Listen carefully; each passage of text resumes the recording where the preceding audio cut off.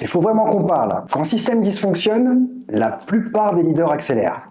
Et c'est souvent à ce moment-là que tout commence à se dégrader. Si vous pilotez une équipe, une organisation, ou même des projets sous tension, il y a de très grandes chances que ce soit aussi l'un de vos réflexes. Aujourd'hui, le problème des organisations, c'est pas le manque d'outils, c'est pas le manque de méthodes, c'est pas le manque de bonne volonté. Le vrai problème, c'est qu'on répond à des problèmes humains et des problèmes de système par des surcouches d'instruments. Quand ça ne fonctionne pas, on ajoute un outil, et quand ça résiste, on accélère. Encore et encore. Et ce qu'on regarde de moins en moins, c'est le travail réel.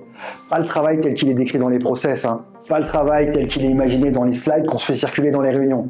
Le travail tel qu'il est réellement vécu, avec ses tensions, ses contournements, ses arbitrages invisibles. Et quand on ne regarde plus le travail réel, on le remplace par des abstractions, rien d'efficace. Dans toutes les situations que j'observe sur le terrain, on a finalement trois questions qui pourraient faire toute la différence. Je vous les partage. La première question, qu'est-ce que votre système est réellement en train de produire?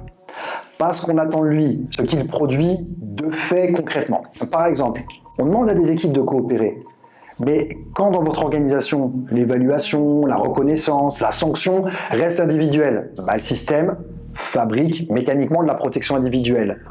On devient individualiste et c'est très rationnel d'être individualiste dans ce genre de système.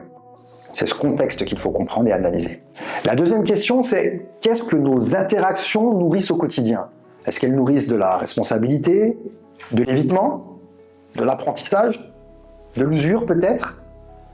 Regardez, quand on file des réunions, on apprend surtout à se taire plutôt qu'à questionner. Là, vous mettez en place de l'évitement et l'usure s'installe. Pensez à regarder du côté des interactions. Et pour terminer, la troisième question, la question de la posture. Qu'est-ce que ma posture en tant que leader est en train d'engager chez les autres?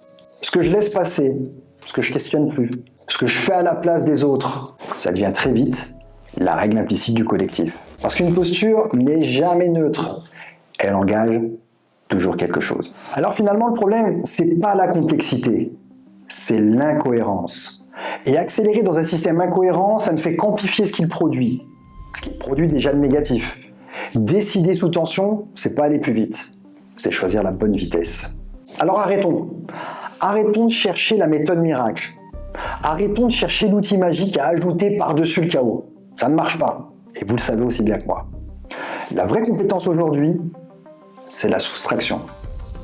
C'est retirer ce qui brouille pour voir clair. C'est lire le système avant d'agir. C'est ça le cœur de ma démarche. Aider les leaders à retrouver de la marge de manœuvre, pas en faisant plus, mais en tenant une posture plus juste. Une posture qui engage les équipes sans les écraser et qui remplace la pression par de la responsabilité. Si vous sentez que vous êtes parfois poussé à accélérer, je vous propose de vous abonner pour continuer à apprendre à lire ce que vos systèmes produisent réellement. Et puis d'ailleurs, je vous ai mis quelques premières vidéos en description pour prolonger ces premiers pas. Et je vous le rappelle, ici on parle de décision, de système, de travail réel et de ce qui permet à l'innovation et à la transformation d'émerger vraiment. Et en attendant, je vous dis à très vite de l'autre côté. Ciao!